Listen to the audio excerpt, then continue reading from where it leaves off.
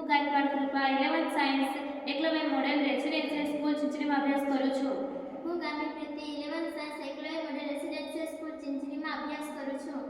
વિકસિત ભારત બિલ્ડાથોન 2025 અંતર્ગત સ્થાનિક ઉત્પાદન અને સ્થાનિક સંસાધનોને પ્રોત્સાહન આપવું, જેમાં પ્રાકૃતિક ખેતી દ્વારા ધાન્યનું ઉત્પાદન કરવું કૃતિ રજૂ કરીએ છીએ. હું જે જિલ્લામાં રહું છું તે પ્રાકૃતિક જિલ્લો છે, જ્યાં ઓર્ગેનિક રીતે ખેતી કરવામાં આવે છે.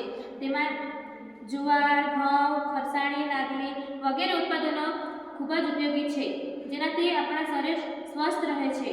જેમાં નાગલી છે. નાગલીના બે પ્રકાર પડે છે, સફેદ અને બીજી લાલ. જેમાં લાલ એ વધુ પૌષ્ટિક છે.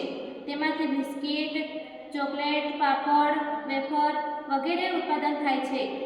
નાગલી એ ડાયાબિટીસના દર્દી માટે અને હૃદય રોગ માટે ખૂબ જ ફાયદાકારક છે, જે કેન્સરને પણ ઓછું કરે છે, જેનાથી હાડકાની ઘનતા વધે છે. આ વરાઈ છે. વરાઈમાં પુષ્કળ પ્રમાણમાં તત્વો આવેલા હોય છે. તે રોગ પ્રતિકારક શક્તિ માટે ખૂબ જ ઉપયોગી છે. તેમાંથી ખીચડી, ઉપમા, શીરો વગેરે બનાવી શકાય છે. ફરસાણી. આ ફરસાણી છે તેમાં 36 થી 40% જેટલું તેલ આવેલું હોય છે. તે ખાદ્ય તેલ માટે